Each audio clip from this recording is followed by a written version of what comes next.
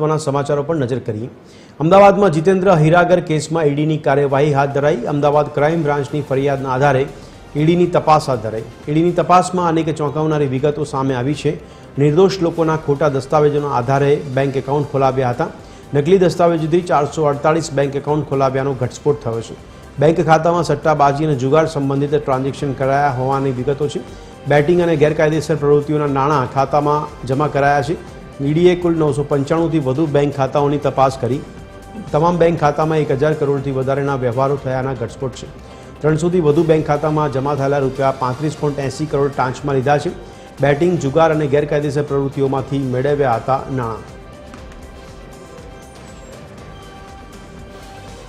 आज अंगे વધુ વિગત આપી રહ્યા છે અમારા સંવાદદાતા મૌલિક ઉપાધ્યાય। મૌલિક, જણાવશો હીરાગર કેસમાં ઈડીની કયા પ્રકારની કાર્યવાહી, કઈ કઈ વિગતો પ્રકાશમાં આવી છે અને આગામી દિવસોમાં શું કાર્યવાહી રહેશે? બિલકુલ બધું જે રીતે જીતેન્દ્ર ત્રીજાભાઈ હીરાગર છે આ કેસમાં ઈડી દ્વારા ક્રાઇમ બ્રાન્ચમાં નોંધાયેલી ફરિયાદના આધારે તપાસ છે તે શરૂ કરવામાં આવી હતી અને આ તપાસમાં 300થી વધુ બેંક એકાઉન્ટ છે તેમાં જમા રહેલ 35.80 કરોડ રૂપિયાની રકમ છે તે ટાંચમાં લેવામાં આવી છે। ખાસ બેટિંગ, જુગાર અને ગેરકાયદેસર પ્રવૃત્તિઓમાંથી આ જે આરોપીઓ છે તે નાણાં મેળવતા હતા અને આ નાણાં છે તે નિર્દોષ વ્યક્તિઓ હોય તેમના ખોટા દસ્તાવેજના આધારે જે બેંક એકાઉન્ટ ખોલવામાં આવ્યા હતા તેમાં જમા કરવામાં આવતા હતા।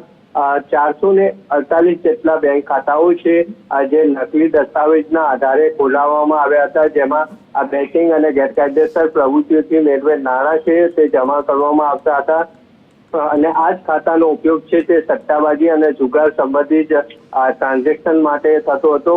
ઈડી દ્વારા કુલ 995થી વધુ બેંક ખાતાઓ છે તેની તપાસ છે તે કરવામાં આવી છે અને તેમાં 1000 કરોડથી પણ વધારેના વ્યવહારો થયા હોવાનું તપાસમાં ખુલ્યું છે। જી મૌલિક, ધન્યવાદ સમગ્ર માહિતી આપવા બદલ।